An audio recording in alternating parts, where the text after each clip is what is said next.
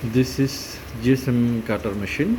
তো এই মেশিনটার জন্য আমরা অনেক দিন অপেক্ষায় ছিলাম, কারণ আমাদের যে ইন্সপেকশন রুম, মানে ফাইনাল ইন্সপেকশন করার যে রুমগুলো আছে, বাইরে আসলে যে সমস্ত জায়গায় ফাইনাল ইন্সপেকশন করে, তো এখানে প্রত্যেকটা ইন্সপেকশনের শেষে কিংবা শুরুতে দেখা যাচ্ছে যে জিএসএম কাটিং করে দেখতে হয় যে জিএসএমটা ঠিক আছে কিনা। তো আমাদের আগের যে পুরাতন মেশিন ছিল, ওই মেশিনে আমরা মাঝে মধ্যেই অনেক ঝামেলায় পড়তাম।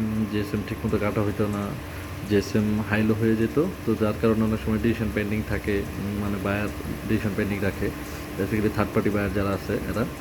তো যাই হোক, আমরা ম্যানেজমেন্টের সাথে কথা বলে আমরা এটার মানে 3টা রিকোয়ারমেন্ট দিয়েছিলাম আপাতত।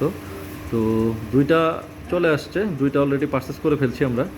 একটা আমাদের ফ্যাব্রিক ইন্সপেকশন যেখানে হয়, ফ্যাব্রিক ইন্সপেকশনের ওইখানের জন্য, আর একটা সবগুলো ইন্সপেকশনের জন্য একটাই।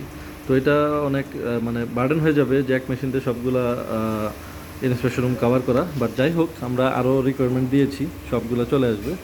আমার যে জিপিকিউরা আছে, প্লাস যে ফ্যাব্রিক ইন্সপেকশন এরিয়ার যে দায়িত্বে আছে, ওরা অনেক খুশি হয়েছে। ওদের খুশিতে আমি অনেক খুশি যে এত সুন্দর একটা জিনিস ম্যানেজমেন্টকে বলে আমরা নিয়ে আসতে পারছি। এবং এটা মানে সত্যি আসলে অসাধারণ। এবং এটার যে কাটিং প্রসিডিউর এবং কাটিংটা যে এত স্মুথ হয় এবং একদম অ্যাকুরেট মেজারমেন্টটা, অ্যাকুরেট ওয়েটটা আমরা পাই।